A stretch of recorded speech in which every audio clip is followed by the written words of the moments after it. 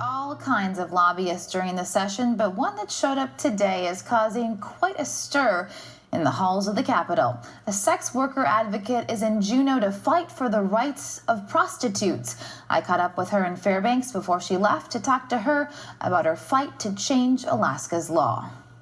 So let's go into my office here. Terra Burns has spent the past year studying the trade of sex for money. She's a grad student at the University of Alaska Fairbanks. Her thesis revolves around the lives of 40 prostitutes in Alaska. I absolutely think people have the wrong image. I mean, there's so many people who engage in sex work, and, you know, a lot of them are older women, a lot of them are single mothers, a lot of them are very educated. Under Alaska law, prostitutes can be charged with sex trafficking, and Burns says that stops sex workers from calling police when they've been abused. People have had a lot of bad experiences with them and generally don't want to report to them, but that's who you're supposed to call on for protection, is the same people that hunt you down and arrest you. Burns has experience in the industry. Armed with her report and donations from an online crowdfunding campaign, she's headed to Juneau to school lawmakers on what it's really like to work the streets. What do you think is wrong with the way that Alaska's laws are written right now? They really target things that people in the sex industry do to increase their own safety. Things like working indoors or working together, or even buying condoms for each other. Burns says Alaska's well-intended legislation has unintended consequences. I think it shows that they are more likely to victimize workers themselves than they are to protect the workers. And hopes lawmakers will not judge, but listen to her. Perhaps the first advocate for sex workers to lobby lawmakers in the state legislature's 102-year history. Burns is living in her camper in Juneau. She plans to be there all session. Right now, there has only been one sex trafficking bill introduced, SB 21, which would allow Alaskans charged with prostitution crimes the defense of being a victim of sex trafficking. But the sponsor, Senate Minority Leader Berta Gardner, says the bill would not protect voluntary sex workers. Identify yourself on the record and state your affiliation and present your testimony. Godby.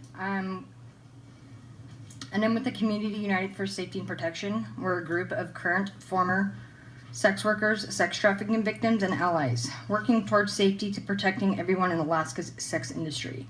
We would like to expand our full support for this important bill. Perpetrators must know that they are going to suffer consequences for their heinous crimes, because rape kits are no longer going to be hidden away as the lowest priorities. Alaska will never stop being the rape capital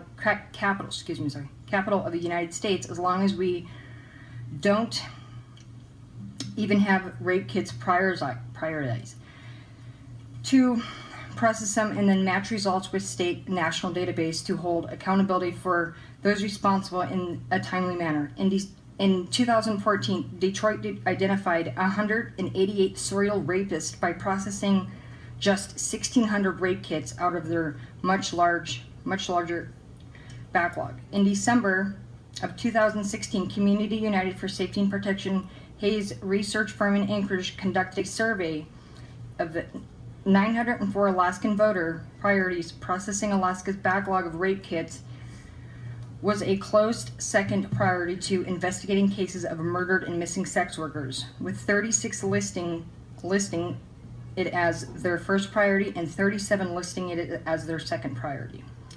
Clearly, Alaska takes this issue seriously and are in agreement with passing House Bill 31. Please vote on House Bill 31. Thank you.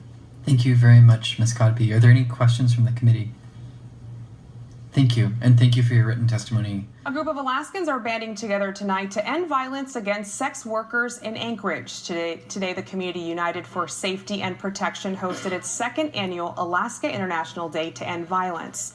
The group is made up of current and former sex workers, including sex trafficking victims, who want protection and safety for everyone in Alaska's sex trades.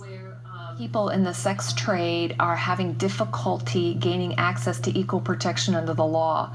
So when we're victims or when we're witnesses to crime, that it's a real challenge to be able to report to law enforcement without the threat of being arrested or investigated. A vigil was also held to honor the lives of sex workers who have been murdered.